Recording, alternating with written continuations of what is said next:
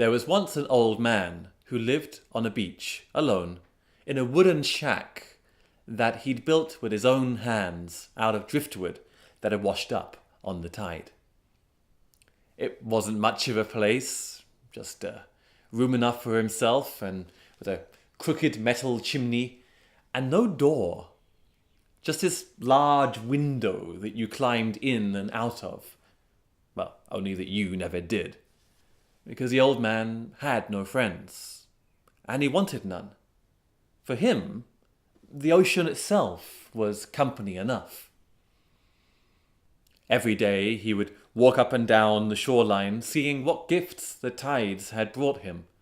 Perhaps an old piece of rope that he could use as a washing line, or a box of oranges upon occasion, or an old badminton racket that he could use to swat flies in the summertime. For the people in the village, the old man was strange, best left alone, and they warned their children to stay far away. But of course, they never did. And the old man would open up the shutters of the window of his hut in the afternoon after his siesta to find 5 or 6 children sat on the sand outside, gone very quiet the moment his red nose and white beard appeared. "Ah, go on now, be off with you," he'd say, but the children would just sit where they were. "I suppose there's no getting rid of you till you've had a story." "Well, now, let's see, what was it yesterday? Ah, yes, the man who fell in love with the moon, and the day before that, the king of chocolate. But have I ever told you the story of the kissing tribe?" And of course, he never had. And that was the amazing thing, that the old man seemed to find a new story every single day. Well, the people in the village had once been children too, sat here on the sand listening to his stories, but they had since outgrown such foolishness. And now they could barely bring themselves to trust, let alone respect, an old man who lived on a hut on the beach and seemed to want for nothing. And one day, their distrust was given reason to turn into hatred. With the arrival in the village of an expensive-looking car, driven by a chauffeur, and from the back seat out stepped a man in an expensive-looking grey suit, and he walked into the mayor's office like he owned the place.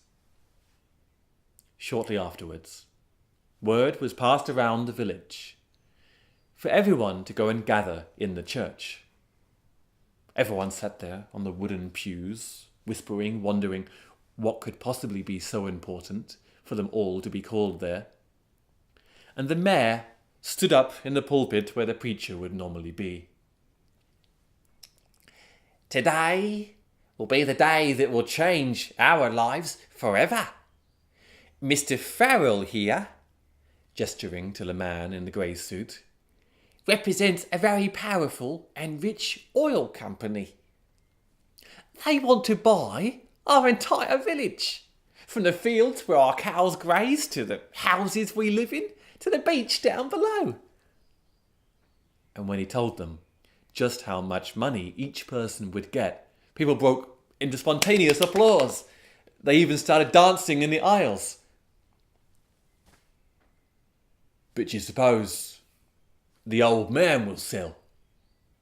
the butcher said. And everybody fell silent. So that afternoon, when the old man awoke from his siesta and he pushed open his wooden shutters, instead of 5 or 6 children sat on the sand awaiting a story, he saw 50 or 60 very serious-looking adults. The mayor stepped forwards. I'll come straight to the point.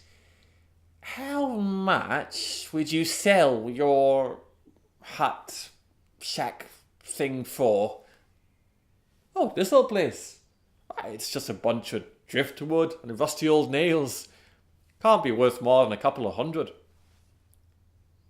"But it is home, and no price can be put on that." Yes, but we could give you enough money. You could make your home on any beach you like. And, well, you'd have everything that you want. That's a very nice offer. But you see, I rather like it just where I am. And as for having all that you want, I don't believe anybody has that. Another meeting was held in the church that night, and tempers were running high. To be so close to getting filthy rich, and to be held back by the stupid obstinacy of this old man who didn't seem to understand the value of money. They decided upon drastic measures. They built a blockade on the path from going down from the cliff to the beach. They cut the water lines, and the grocer and the baker stopped their deliveries. But when they came along a few days later to see how the blockade was working, they just saw that the old man had begun to fish a little bit more and gather mussels and shellfish from the rock pools at the end of the beach. He gathered his water in a couple of old umbrellas that allowed the rain to accumulate. Things reached a head when someone, no one knew who, but someone climbed the blockade one night, sneaked down to the beach, and poured kerosene all over the man's hut. Lighting a match, the whole thing must have gone up in flames in seconds. The next day, more or less the entire village was gathered there on the sands, staring at the smoking ruins. Nobody had yet had the heart to step forwards and search through the ashes for the old man's bones. But as they stood here, listening to the sound of the sea behind them, something unlocked in their minds. And memories of being here as children came through. Memories of the stories that they'd heard of Indian emperors and dream gypsies came tumbling through their minds, and tears ran down their face as they remembered just how much they had forgotten. Well, now, I was planning to rebuild the old place anyway. Do you think I should put a door in this time? Everyone turned in astonishment to see the old man walking towards them with a wooden box under his arm. I found a box of grapefruit that must have washed in from somewhere. They're rather good if you cut off the bottom half. Can I tempt anybody? And at that moment, they understood what he'd been trying to tell them all along. Standing here on the beach, listening to the sound of the sea and the old man's stories, that was part of the story of their lives. And there really was no price that could be put on that. So a few days later, when Mr. Farrell of the oil company drove up to the village, he found the place mostly deserted. And telling his driver to take him towards the cliff, he wound down the window and he saw the entire village gathered there on the sand, helping rebuild the old man's shack. "Put the roof straight there?" the mayor said, not getting his hands too dirty. While the old man sat on the sand to the side with all the children and not a few of the adults. Well now, you'll be wondering where my stories come from.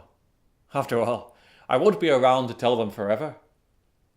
Well, just like everything else in my life, they wash up here on the shoreline every day.